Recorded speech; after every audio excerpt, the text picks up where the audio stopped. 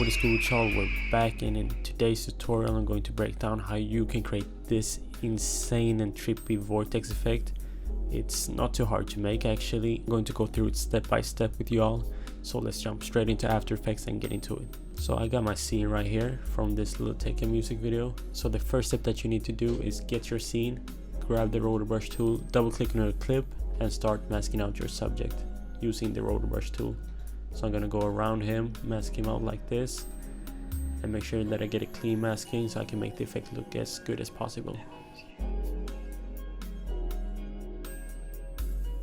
I just finished masking out my subject and it looks really clean. So what I'm going to do now is press freeze, just to make sure that my rotoscoping doesn't mess up later on.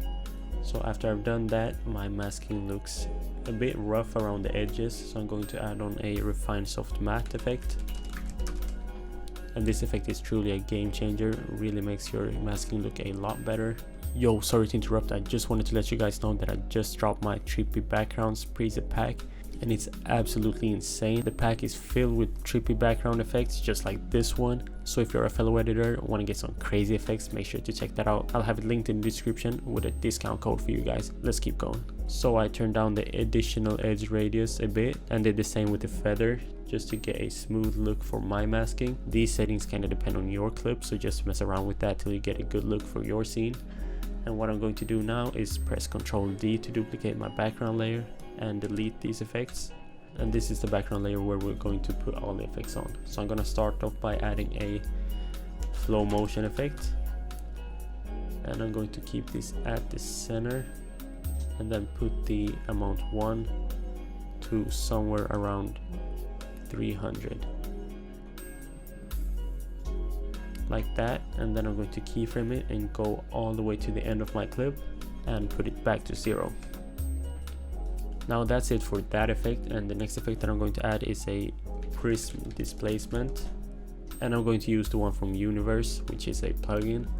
And then I'm going to change the displacement source to my clip, and then go to the refraction settings and put them all to 0.4. Now the next effect that I'm going to add on is a tritone, and I'm going to use the stock one, and I'm going to keep the highlights at white and the shadows at black, and the mid-tones you can pick whatever you want, but I want to get some matching with the scene, so I'm gonna use some type of red to match his jacket, and then turn it up like that, and then I'm going to blend it with the original a bit, so around 30%, and I'm actually going to keyframe this too and go to the end and turn it up to 100, and do the same for the prism displacement. Go to the end and turn them all down. Now the next effect that I'm going to add on is a Displacer Pro. This effect is actually a plugin, but it's a free one, so I'm going to link it in the description and you can go and grab it if you don't have it already. And the X value I'm going to change to 125 and the rotation to 70, and then go down to the edge behavior and put repeat. So let's keyframe both of these and go to the end of the clip and put them back to 0. Now to get the trippy vortex look, I'm going to add a warp vortex effect from Sapphire, and I'm going to keep this at 70, somewhere around here, and keyframe this one too, and change the angle offset to 100. So I'm going to keyframe this one too and go to the end of the clip and put it back to 0, and the same with the angle offset.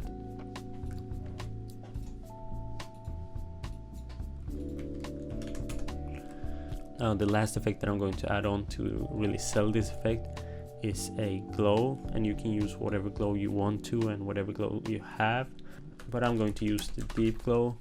If you have Sapphire glow, you can use that one. If you have Universe glow, you can use that one, but I'm going to use this, and keyframe the exposure and turn it down to 0 at the end.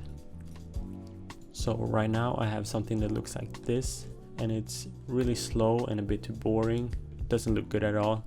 So I'm going to press U on my keyboard and get all of these keyframes. So I'm going to select all of them and press F9 to ease them, and then select the first one and then make a graph like this to make sure that it goes fast in the beginning and then slower towards the end. And that's what really makes this effect look good. And then I'm going to do the same thing for all of the effects. Just press here and then go down.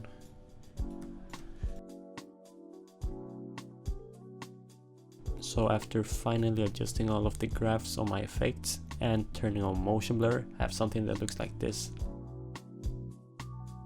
And in my opinion, that's really clean, and that's actually the look that I was going for. So I'm really happy with how it turned out. And if you followed my steps correctly, you should also have something like this. And this effect is actually from my new Trippy backgrounds preset pack.